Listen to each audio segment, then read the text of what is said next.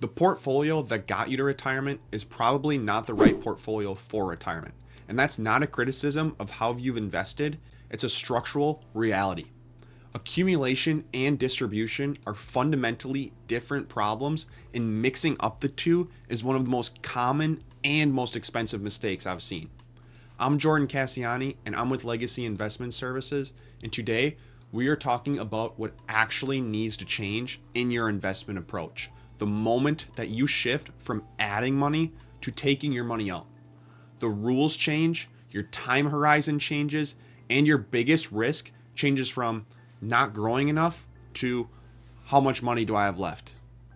When you're working and investing, volatility is your friend.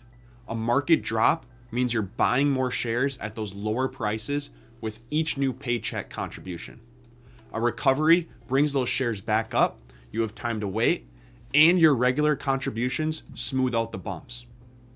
In retirement, the math flips. You're not buying those shares anymore. You're selling them to fund your income.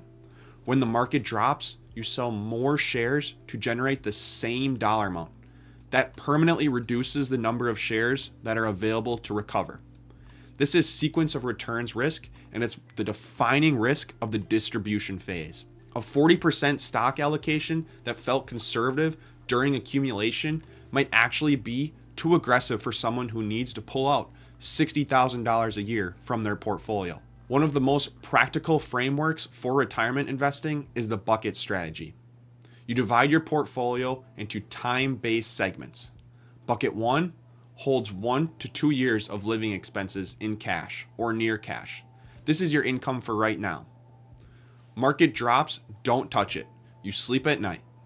Bucket 2 holds 3 to 7 years of expenses in more conservative income generating investments, short and intermediate bonds, dividend paying stocks, CDs. This replenishes bucket 1 over time. Bucket 3 is your long-term growth engine.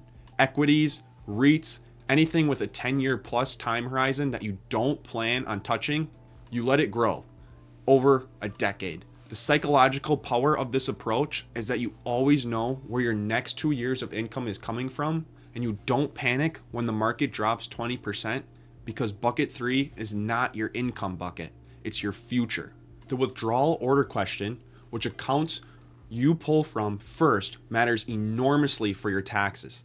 The general rule is to pull from your taxable accounts first, and then your tax deferred accounts like traditional IRAs, then the Roth accounts last. But this gets complicated when you factor in the Roth conversion windows, Social Security timing, and IRMA thresholds. There's no one-size answer, which is why it needs to be modeled out. Here's a question most people don't ask. How much growth do you actually need? If your Social Security, pension, and other guaranteed income covers 80% of your expenses, your portfolio doesn't need to work as hard. You can afford a more conservative allocation without sacrificing your lifestyle. The person who needs their portfolio to cover 100% of their expenses needs more growth, which means more risk, which means more volatility that they need to be able to stomach. So risk tolerance in retirement is not just about how you feel when the market drops. It's about whether your income plan survives a 30% portfolio decline in year 2 of retirement. That's the stress test that matters. If you're within 5 years of retirement and haven't had a conversation specifically about transitioning your portfolio from the accumulation phase to the distribution phase, that conversation is overdue. The decisions you make in the next 2 to 3 years before and after retirement have an outsized impact on how long your money lasts. Book a complimentary retirement income analysis through the link in our bio, and we'll look at your current allocation, your income needs, and whether your portfolio is actually set up for the phase you are entering. I'm Jordan Cassiani, and I'm with Legacy Investment Services. Subscribe, and we will see you next week. Thank you.